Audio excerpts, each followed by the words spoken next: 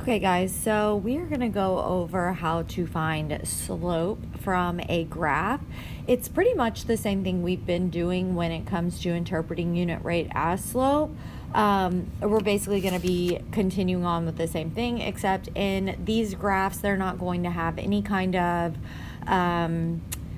real world association to them. It's just going to be a line on a coordinate plane, and you're going to have to find the slope from that line. So just to kind of go back over a lot of the things we've already talked about, the steepness of a line is called slope.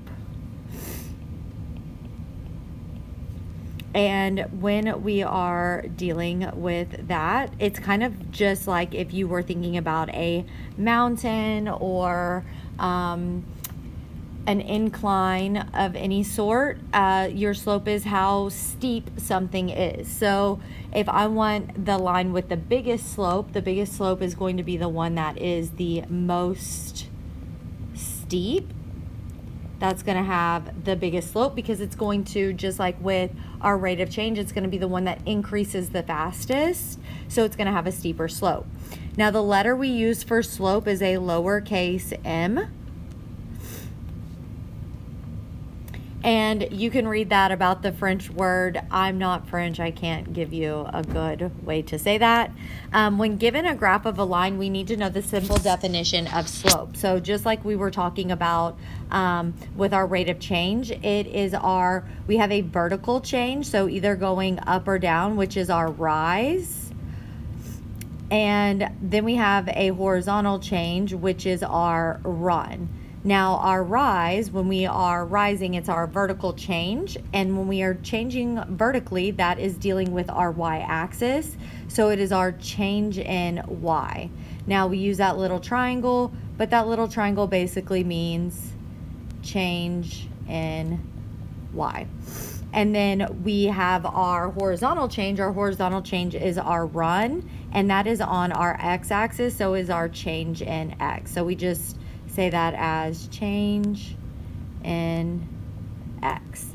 Now, slope is the ratio of the line's vertical, just like I was just saying, vertical change. Remember that vertical change is our change in y to its, let me move that. That'll make me feel better. Change to its horizontal. Remember, that is our change in x. So our vertical change to its horizontal change. Now, how to find slope? Oh, again, that's why we say rise over run, because as we are rising, we are doing some kind of vertical change. Does not mean we always go up. Sometimes we can go down. And over our run, which is our horizontal change. Now, how to find slope on an actual graph. So if we wanted to do this, we wanted to find it on the actual graph. We are going to start at the point furthest to the left. So we kind of do this just like we read a book. We start from the left and we go to the right. That helps us to determine if our slope is going to be positive or negative. So we always start furthest to the left. Now we are going to find the rise. Our rise is going to be our change in y. And if we are starting at our furthest most point to the left, I'm going to zoom in here so you can see this. Our furthest most point to the left, to get to the point to the right, I have to go up. So in this case, I know my slope is going to be positive because I'm going up. And also, I can see on here if I am kind of like, if I go like this way across my graph, like I would read a book from left to right. If I go from left to right, you see how my line is going up. So that's helping me know that my slope is also going to be positive. But I am rising 2, so I'm going up 1, 2. So my rise is 2. I went up 2. So I do not need to worry about the down because that's not happening. And then my run, I'm going to be going to the right. And I'm running 1, 2, 3, 4, 5. And remember that run is your change in x. So I have my rise over run. I did not go to the left. So I end up with 2/5. So if we write this out, I had my change in y over my change in x. which was my rise over run, and I got 2/5. Okay, so then let's look at the next page here. So slope is, just like we have said 1,000 times, slope is the rate of change in a relationship. Slope or rate of change, remember, they are the same thing. Same thing as unit rate as well. Unit rate is just a simplified version of rate of change. It is the ratio of the following of the change in the dependent variable, which is your y variable, over the change in your independent variable, which is your x variable. Now, on a graph of a linear relationship, the slope describes the steepness of the line. Now, if the slope increases, so if you read from left to right, again, like I was saying, if you are reading from left to right, and as I'm going along that line there, you see how it is increasing. So if it is increasing from left to right, you are going to have a positive slope. And as you can see on this one, it's going down from left to right, so you are going to have a negative slope. That's going to be very helpful later down the road to just be able to identify, without even finding the slope, just to be able to look at your line and determine if it has a positive or a negative slope. That's going to be super helpful for you. Now, I'm going to show you these next two. It's not going to be something that you are necessarily held accountable for. That's more of algebra terms, but it doesn't hurt you to see it now, that a zero slope has a horizontal line and an undefined slope has a vertical line. And I will explain that why later on once we get to understanding how to find slope better. So when we are identifying each type of slope shown below, so line A is a horizontal line, so just like above, we know it's going to have a zero slope. Line B is going down from left to right, so I know line B is going to have a negative slope. Line C is a vertical line, so we know it is going to be undefined. And then line D is increasing, it's going up, so it is going to have a positive slope. Okay, so let's look at practicing a little bit more on how to find the actual slope. So to find the value of slope from a graph, we always find the ratio of the vertical change compared to the horizontal change.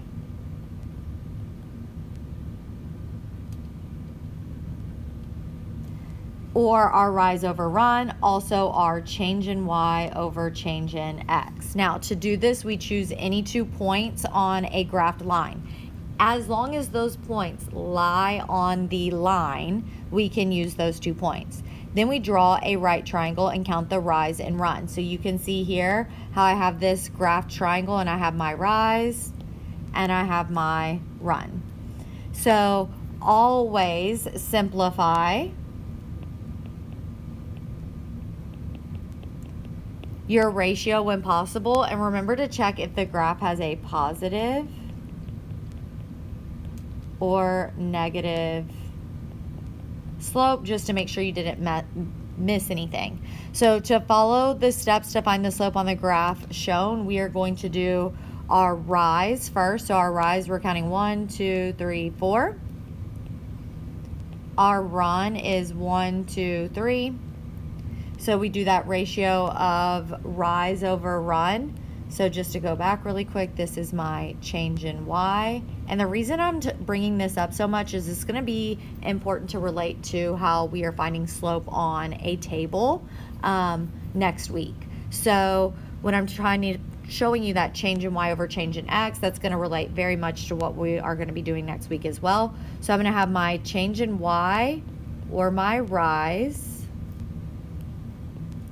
over my change in x or my run.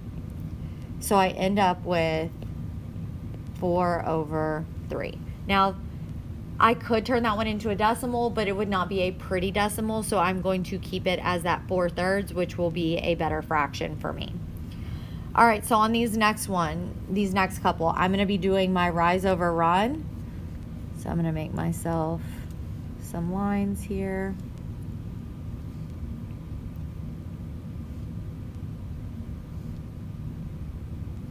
So I'm going to have my rise on each one of these over my run.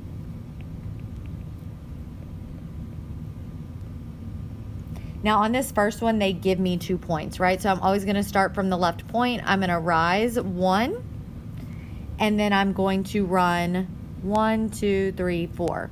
Now, be very careful. If you notice on this first one, the scales are going by 1, and that is super easy, right? Because then each one of my boxes counts as 1. However, if you look at the third one over, my scales aren't going by 1. So in the real world situations, it's a lot easier when you notice that your scale isn't going by ones, because there's a real world application to it. When our graphs are like this, we always have to make sure we check our scale, right? In this case, they were going by ones, it was fine. Now on this next one, you notice they don't give us any points. So we always want to pick points that are on a crosshair or are nice to use. So if you notice, this point here is easy to count. This point here is easy to count. I have this one, I have this one, I have this one. Now, I can use any of those points. So it does not matter which 2 points you choose. They're always going to simplify down to be the same thing. So for example, if I have my rise over run, in this case, I'm going to start from the furthest left and go to the right. If I'm going to go from this point to this point first to show you. So I'm going to go down 1 for my rise, and my run is going to be 2. If I would have chosen this point and this point, I would be going down 1, 2, 3 and running 1, 2, 3, 4, 5, 6. I guess I could still do the pink and blue for you to see the relationship, and we're gonna write these out. So I went down on this first one, I went down 1 and over 2. On the bigger one, I went down 3 and over 1, 2, 3, 4, 5, 6. That still simplifies to the same thing, right? So a -3/6 still simplifies to a -1/2. So it does not matter which 2 points I pick. I just will always need to simplify, so I end up with the same, or the most simplest form of my slope. Okay, then on this one, again, they don't give us points again, so we've got to pick our points. The origin's a good one, right? It's guaranteed. This is a good point, this is a good point, this is a good point. So when I go to rise, on this one, while it looks like I'm rising 3 boxes, my boxes are going by 3s. So I'm rising 3, 6, 9. My x-axis is going by 1s, so I am running 1, 2.